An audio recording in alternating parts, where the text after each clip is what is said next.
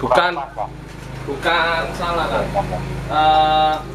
Proses pembuatan kompos yang apa namanya, jenengan kan materialnya ini dengan material apa ya, ruminansia sama blotong. Nah, maksud saya ini papan tulisku jelas ora anu ya. Jelas. Oke. Jadi yang namanya blotong sama kotoran ternak atau apa jenenge tletong itu agak sedikit berbeda. Jadi apalagi blotong ini kan dia sifatnya selulosanya jauh lebih kaya. Terus pertama proses dari proses pembuatan gula atau apa itu dia pasti menghasilkan ini kan apa namanya, ada sulfur. Nah, pertama yang keluar itu neurospora. Nah, itu neurospora itu fungsinya dia mengurai yang namanya sulfur. Lah, dicampurkan sama ke tletong, lah tletong itu tidak ada sulfur di situ, ya bakteri liannya akan berhenti kan. Blotong. Ini nama ininya filter cake nih. Filter cake. Nah, ini jangan sekali-kali dicampur dengan kompos kohe atau tletong. Nah, ini sendiri-sendiri. Yang ini dekomposisi sendiri, ini di dekomposisi sendiri. Ini juga dekomposisi. Nanti kalau sudah jadi, Kang, dia sudah jadi, nah baru apa namanya, ini di mix, boleh mix 1:1, hasilnya bagus. Kenapa? Blotong dari pabrik gula itu dia seratnya, selulosanya jika dia sudah terurai itu sebagai cadangan makanan mikroba di dalam tanah. Jadi kalau kita menerapkan namanya kantong mikroba, yo ini yang paling cocok. Nah, dia ada gula banyak sekali di situ. Nah, itu mampu menyuburkan tanah, mampu menjaga kesuburan tanah. Nah, kalau misalnya ini dicampurkan, saat dia sama-sama sudah jadi, Kang. Oh, yo, bagus kan?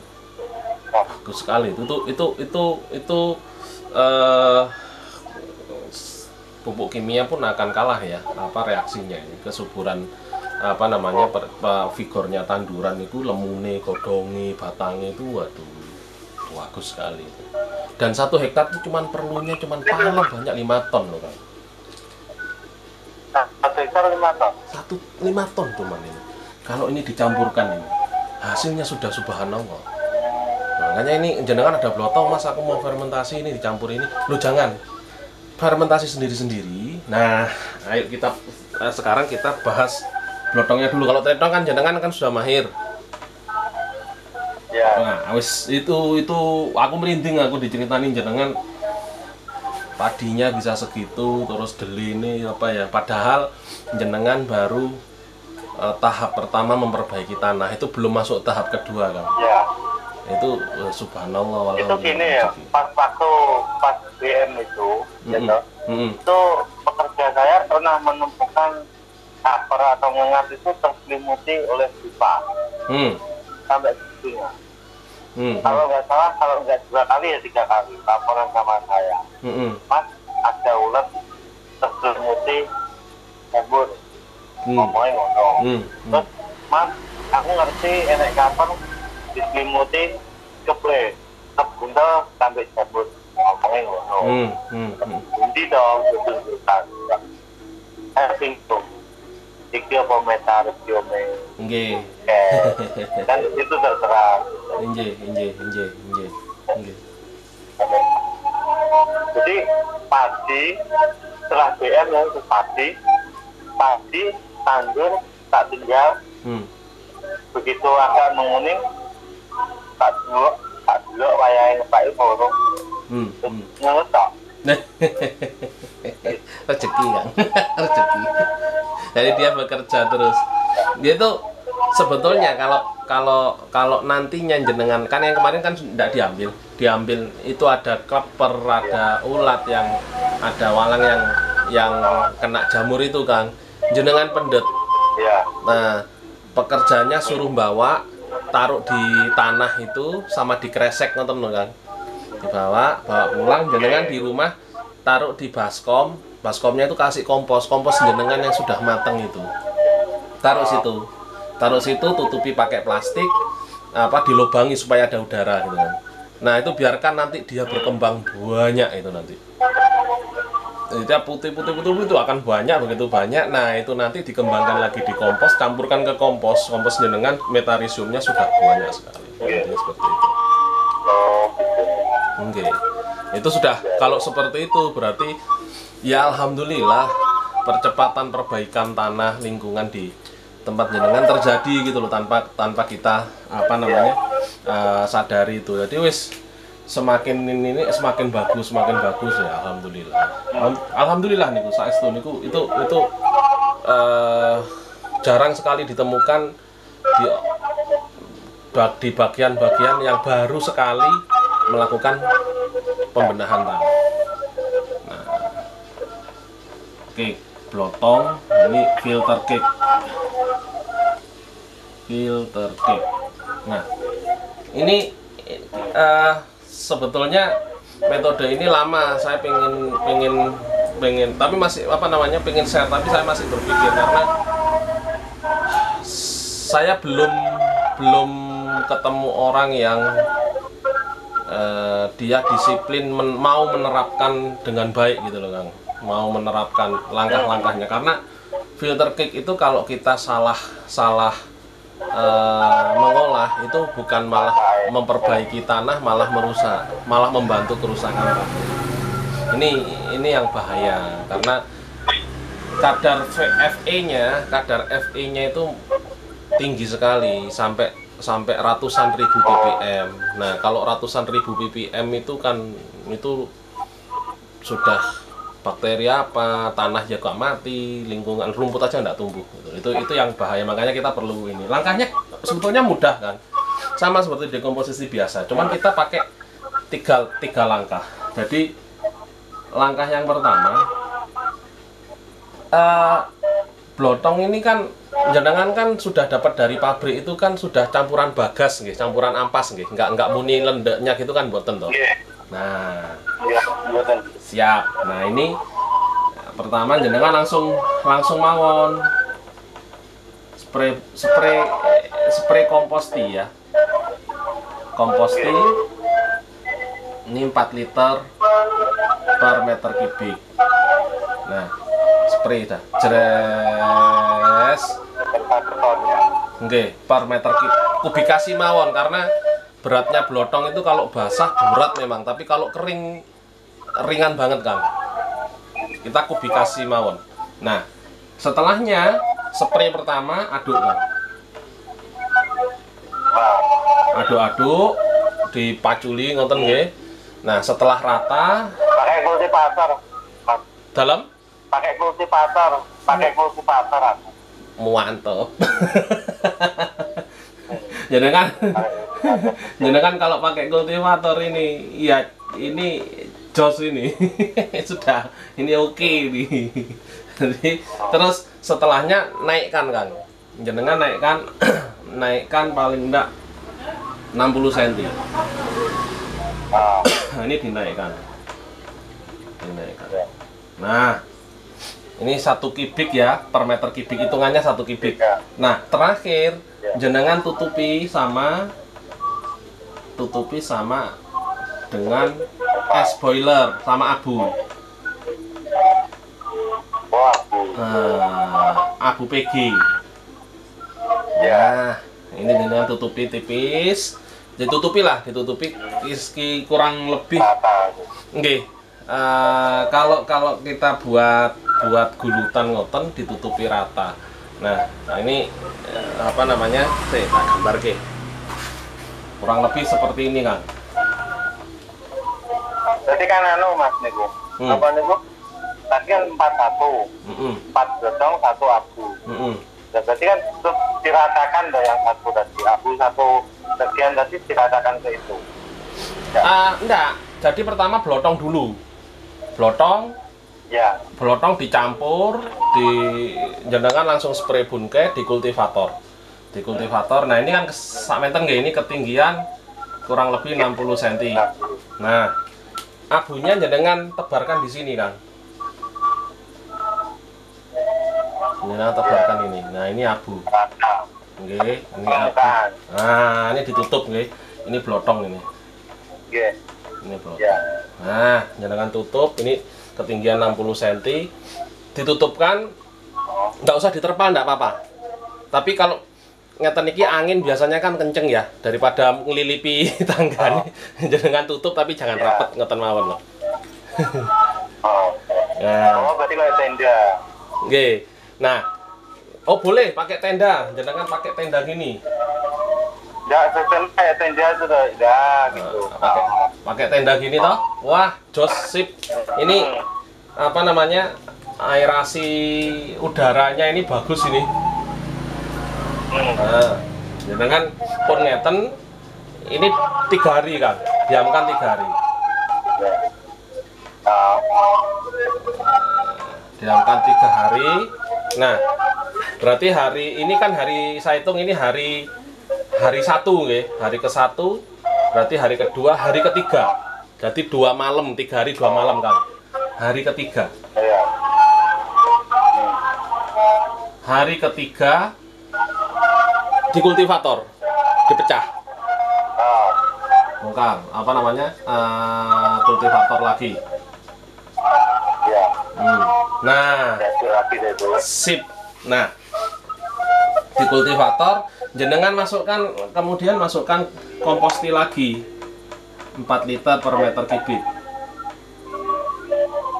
Nah, ini kadar air ngikuti nggih seperti biasanya jenengan fermentasi kohe nggih, betong. Nah, itu di kultivator lagi. Ini panas kan. Nanti pekerjanya suruh pakai sepatu boot. Ini panasnya. Nah, nggih. Ini panasnya, panas ini sampai 80 derajat. Nah, ini makanya nanti di kultivator pecah, jeret. Setelah apa namanya dipecah niku, setelah pecah jenengan spray lagi dengan komposti. Jes. Nah, setelah dengan komposti siram, naikkan lagi, ndak usah pakai abu. Sudah pun ndak perlu dikasih abu lagi. Jadi sudah dicampur lagi nggih. Ini dicampur, ini abu sama ini sudah jadi satu, Kang. Sudah campur ya. Oke, tinggikan lagi, Kang. Tinggikan lagi sama pun tutup lagi. Kita tunggu 3 hari lagi ke depan. Berarti ini hari ketiga, keempat, kelima, keenam. Ya, oke. Nah, hari ke-6 ini nggih, hari ke-6 dicek dulu, jangan dibongkar dulu. Cek aroma. Ini aromanya ini sudah menyerupai tanah atau belum? Aromanya sudah menyerupai tanah atau belum? Kalau sudah menyerupai tanah, jenengan udah jadi, tinggal cek suhu. Cek aroma, 1, cek suhu. Nah, suhu jenengan masukkan. Waalaikumsalam. Masuk bro. Bola-bola tekok bulu lawang kan. Cek suhu. Nggih. Ini kalau dia sudah 50 derajat ke bawah, udah turun, ini udah jadi. Ini sudah jadi. Jadi proses penetralan patogennya sudah, penguraian selulosanya sudah, bahan-bahan yang toksik di situ kayak Fe dan lain sebagainya yang terlalu tinggi sudah selesai di hari kesini. Nah, tapi cek dulu, cek aromanya dulu sudah. Kalau aromanya sudah low, koyok lemah ya masuk. Silakan duduk dulu, silakan duduk, monggo. Nah, setelah cek aroma aman dan suhu aman, Kang. Nah, ini bongkar. Jenengan bongkar, Ya, diler. itu lagi. Nah, sudah diler aja, enggak apa-apa. Ya. Ditimbun aja, tinggal nanti siap di apa namanya? Dicampurkan Mix sama sama teletong yang sudah jadi. batang. Nah, tapi kalau hari ke-6 ini, Kang, aromanya masih Ya. apa namanya? Ini ya, belum menyerupai tanah ya. Terus suhunya masih di atas, masih tinggi. 50. Nggih, jenengan bongkar, spray lagi bunkai. Ya. Spray lagi bunkai, masuk bunkai ya, di sini masuk lagi 4 liter. Kok bunkai apa? Komposti. Ya, 4 liter. CT. Nah, Ya. ulangi seperti pertama, tinggikan apa namanya? Tapi Ya. ini jangan 60 cm, Kang. Separuhnya, Kang. Oh, 30 cm. oh, tipis. Nggih, jadi lebih pendek. Seret. Kenapa? Karena aromanya ini belum hilang. Nah, kita perlu mengulangi proses itu lagi. Apa yang menyebabkan itu tidak hilang? Nah, sedangkan suhunya ini masih tinggi, berarti masih ada proses dekomposisi. Nah, kita mau mempercepat ya, kita biarkan dia apa namanya? Turunkan ininya, ketinggian apa namanya? Withdraw-nya itu glutani kui. Nah, intinya aroma hilang, suhu turun, aman wis. Ini kan berarti Mas. Berarti waktu hari ke-6 itu kalau belum suhu masih tinggi dan aroma belum menyerupai tanah, berarti kan dikocor CT lagi dan diaduk lagi. Iya, betul. Di spray lagi. Ya. Nah, kunci Kang, kunci ya di apa namanya suksesnya dekomposisi blotong itu, kuncinya itu gampang kok. Cuman 2 aja. Kunci penetralan ya. Penetralan filter cake. Duh, monggo pinara. Filter cake. Ini cuman 2. Yang satu ini dekomposer dan air harus rata. Harus rata. Kapasitas lapang nih loh, Kang. Nah, terus yang kedua, proses apa namanya? Tutupan itu tadi loh. Tebaran apa namanya? Abu tutup rata.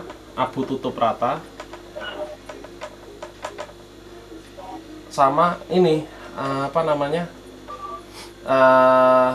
Terhindar langsung dari proses, terhindar dari hujan dan panas secara langsung. Wes, ini tok kuncinya. Ini aja kuncinya. Dia proses, pada saat proses ora oleh kepapar langsung, ora oleh ke ini langsung, kecuali memang proses dekomposisinya barang ini setengah jadi. Wes, bukan blotong baru gitu loh, Kang. Kalau blotong baru ini harus diterapkan. Ini aja kuncinya, cuman ini. Jenengan bisa di sini soroto, nyampuri roto, banyune pas, kadar airnya pas, ya bagus. Awuni roto ya bagus. Itu kan tadi kan gini loh, Mas. Tadi sore tadi yang keterangannya perbandingan blotong dan aku itu kan 1. 4 bagian blotong, 1 bagian abu. Itu berarti kan 4 bagian blotong tadi, terus atau ditabur apa yang abu tadi, yang 1 bagian ditabur apa di atas. Iya, 4 bagian blotong betul, gitu, ya? betul. Jadi yang blotong yang 4 itu ya blotongnya itu yang dicat, terus satu bagian itu yang ditutupkan di Abu. abunya itu yang ditutupkan di betul itu. Jadi abunya cuma sekali itu aja. Ya. Itu. Terus anu nih, ini pinter. Kalau itu blotong 4, abu ini 1. Kalau nanti gini, ini proses filter cake dulu, apa namanya, blotong dulu, blotong selesai. Blotong selesai, jenengan proses sendiri, kohe sendiri. Nantinya selesai, sama-sama selesai, jenengan tambahkan 1:1. 1 kohe plus 1 blotong. Ini yang tentunya semuanya ini sudah difermentasi. Weh, jenengan campurkan. Oh, gitu. Gitu. Berarti kok ini fermentasinya nggak pakai nggak pakai tambah arang Tetap pakai. arang tebu. Tetap pakai. Tetap pakai, Kang. Yang saya tanyakan perbandingan kohi sama Abu. ini gini. 1 abu 4 kohe. Oh, sama Kan. Sudah, itu sudah, insya Allah sudah cukup itu jenengan. Kalau melihat cerita evaluasi cerita jenengan tadi di WA, padahal kayak kompos ngono tok ya, iso ya. Iso cepet ya piye ya. Nah, itu kayaknya udah cukup itu. Metode itu sudah cukup. Oke, itu. Saya dulu pun bikin CT itu ya seperti yang diterangkan di YouTube itu. Misalnya bikin 100 liter, terus tak pakai berkurang misalnya 50 liter. Itu tak tambah air lagi 50 liter, terus tak tambah lagi bahan yang lain, buka aerator. Oke. Sip.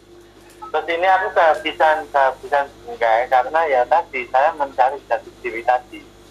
Yang dulu wah ini ya rapotnya kemarin itu. Siap.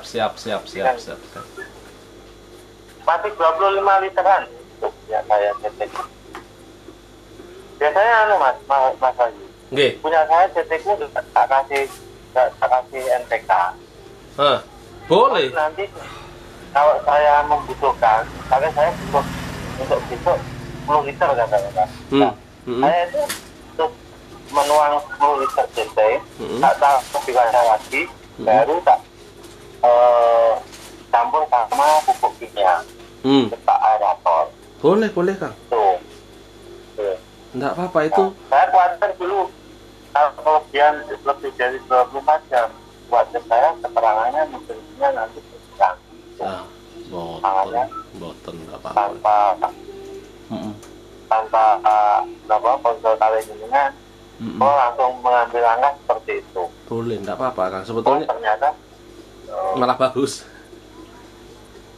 Nah, dan itu kalau saya menerapkan seperti itu, 1 jam itu usahanya langsung Wah iya, apalagi aerator jenengan kan lumayan gede juga.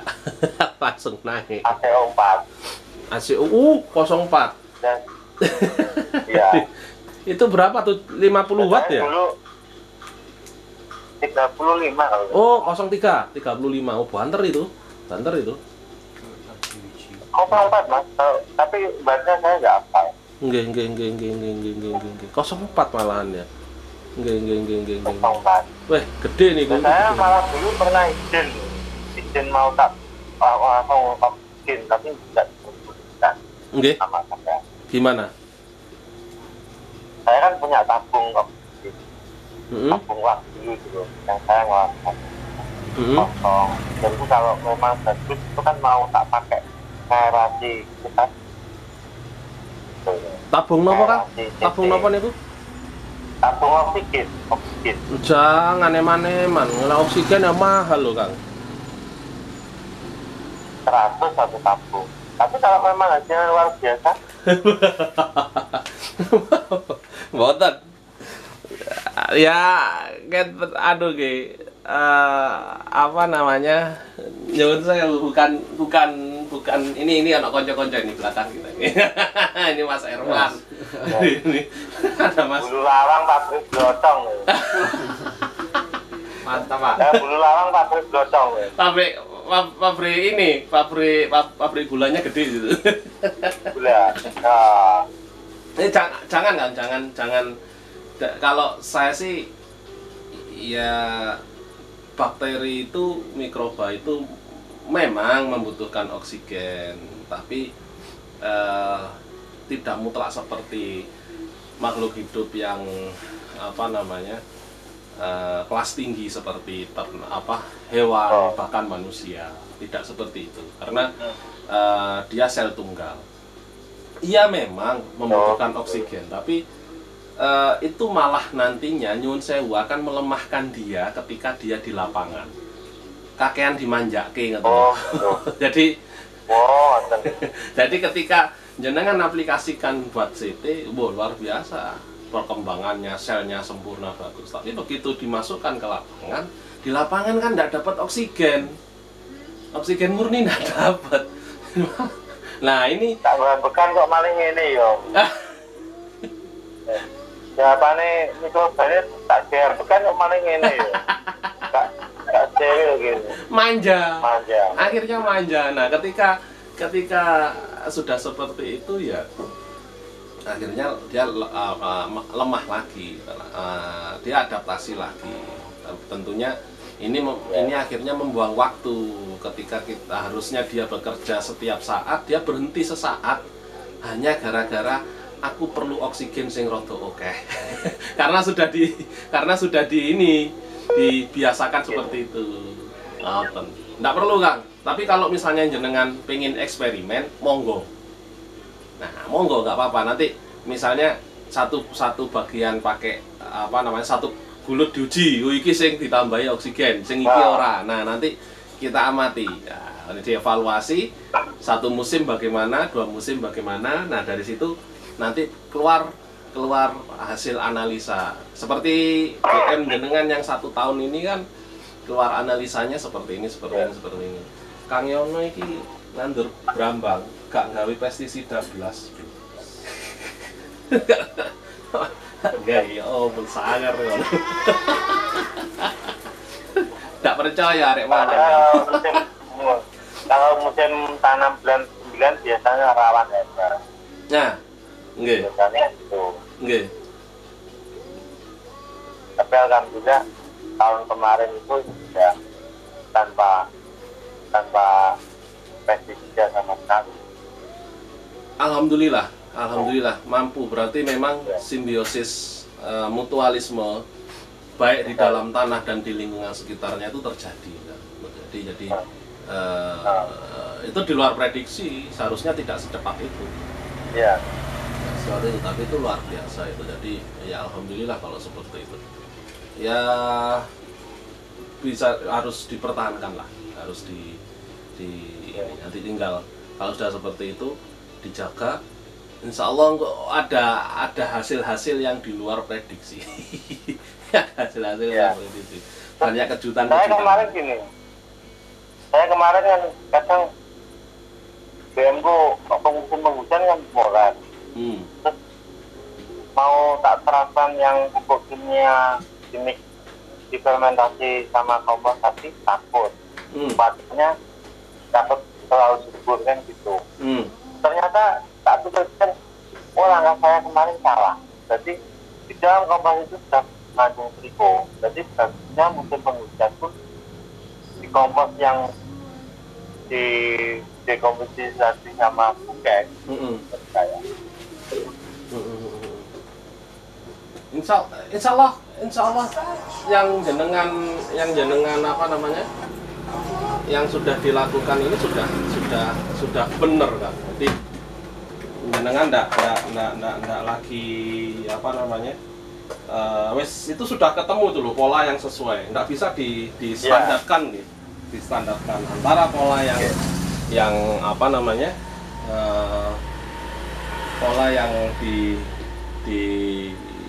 dengan pola yang ada di Malang dengan pola yang ada di jenengan. Ya. Enggak akan bisa ketemu kan. Ya mungkin itu akan menjadi bagus gitu, tapi tidak optimal. Kembalinya tidak akan optimal itu. Nah, itu yang perlu dicermati. Tapi jenengan sudah wis ketemu iki wis keren wis kan ngotot. Iya. Terus musim penghujan besok itu mau tak terapkan trikonya ditambah trikon biar lebih kuat. Oke. Ya. Oke. Jadi untuk ya. Oke. Tanya lagi. Jadi kalau ada patogen dalam tanah itu sudah mampu Mas itu? Siap, cukup. Biasanya kan Nggih. Biasanya kan kalau bekas berapa kali gitu tanam berikutnya itu akarnya itu agak apa itu pangkalnya busuk. Mau furadan takut. Nggih. Mau masuk furadan. Nggih. Ya kalau makanya kenapa sih saya pasti sarankan panjenengan untuk apa namanya menggunakan abu apa itu kan itu sebagai langkah awal untuk mencegah supaya patogen ya kayak fusarium, nematoda, pitium dan lain-lain itu ndak masuk duluan gitu loh kan. Jadi kayak wis mampu banget lah, itu mampu lah, bisa di apa namanya iso katut ngoten lho. Bisa sebagai preventif, kegiatan preventif. Tapi kalau misalnya jenengan ragu seperti itu, kita lihat dulu ada serangannya seperti apa. Jadi bukan kita menggunakan preventif itu menggunakan bahan kimia langsung, tidak, tapi kita lebih ke pengamatannya lebih sering. Oh, ternyata ada serangan, ini tidak mampu. Oke, ini jenengan mau masuk bahan aktif apa? Tak furadan ya mas. Ya, furadan silahkan. Di furadan, kocorkan, jelas, tapi cuma 24 jam kan. Besoknya, setelah 24 jam, jenengan masukkan komposti. Jadi, patogen yang kena furadan tadi mati, nematodanya mati, terus begitu dia mau hidup lagi, kesusu agen hayati kita, komposti kita masuk. Begitu itu masuk, ya sudah, dia akan berkembang lagi. Yang namanya patogennya pasti pergi. Loh, terus bagaimana dengan agen hayati kita, mikroba kita? Mikroba kita di dalam tanah tidak mati. Kena tembaga oksida, kena bahan aktif, di dalam tanah tidak mati itu. Nah, cuman memang dia minggir. Nah, itu perlu dibanyain lagi. Begitu masuk sudah terurai. Jangan, enggak masalah. Jadi kita harus sesuai realita lah kan. Nah, kalau bertani, kalau memang enggak bisa dilepas bahan kimia, ya jangan dilepas. Tapi apa namanya, harus diimbangi. Maksudnya begitu kita selesai mengendalikan 20 jangan nematoda kan. Yang namanya fusarium, ini orangnya di belakang saya ini, nih Mas Ervan. Wes, fusarium, oke, kena. Kocor langsung sama tembaga oksida, sama nordok. Itu dicampur sama sulfur, belerang, sama silika. Nah, jadam silika, jadam sulfur. Setelah kocor 24 jam masuk komposti. Nah, masuk komposti ternyata setelah diaplikasi ndak ada fusariumnya, padahal di mikroskop kelihatan beleger gede ngoten. Gede kelihatan. Nah, setelah dikocor itu bersih, fusariumnya ndak ada, mikroba kita kerja, jadi tanah itu akhirnya selamat sampai panen, alhamdulillah. Nah, cuman memang spot-spot, ada spot yang masih layu, tapi dia tidak berkembang kemana-mana, ya hanya di situ. Dari 4.000 tanaman 2 ekor 3 ekor kan biarkanlah, dia juga makhluk, dia golek urip kan. Iya. Ngoten. Berarti kalau belerangnya pakai rumput yang itu, yang pakai apa itu? Jadam sulfur. Soda api. Ah, betul, pakai soda api. Ya, pakai itu. Kami pakai itu. Berarti pinten itu? 2 mili per liter. 2 mili per liter. 2 mili per liter, terus ya ada jadam silika itu yang dengan zeolit dengan NaOH itu, soda kaustik itu juga 2 mili per liter, sama nordok tembaga oksidanya itu saya pakai 2 gram ya, 2 gram per liter, dicampurkan, kocorkan, langsung kocorkan. Wis, itu sudah mampu kok. Nggak ini sekali langsung 24 jam hajar. Nah, cuman karena lahan itu endemik, fusariumnya tidak nyerang, bisa dikendalikan, karat daunnya yang naik. Nah, ini sebetulnya juga ada strategi. Kalau karat daun naik, yang kena masih 1-2 ya diperuntesi, potongi aja, enggak apa-apa. Kalau BN ya cabut. Nah, nggih. Nah, itu kan itu sebetulnya lebih apa ya, logis ya Kang ya. Kalau saya terserang 1-2 ya jangan diobati. bisa dikendalikan tangan ya pakai tangan saja. Nah ini kalau misalnya wis mulai ketok akeh, kita ndak ketututan ya baru kita ambil bahan aktif. Setelahnya ambil bahan aktif dikendalikan, nah kita masukkan komposti. Sebetulnya sih kalau komposti masuk di paritnya, di sekitar, bukan hanya di lubang tanamnya, itu insya Allah mampu kok kalau ngatasi 80% serangan patogen, mampu. Itu itu terjadi gitu. Itu terjadi. Kalau saya spraynya pakai santin itu. Pakai? Jadi santin. Oh, santin nggih. Yang pakai cucian itu loh. Iya, iya. Ya, itu tarik molang 100 meter sampai 50 meter gitu. Nggih.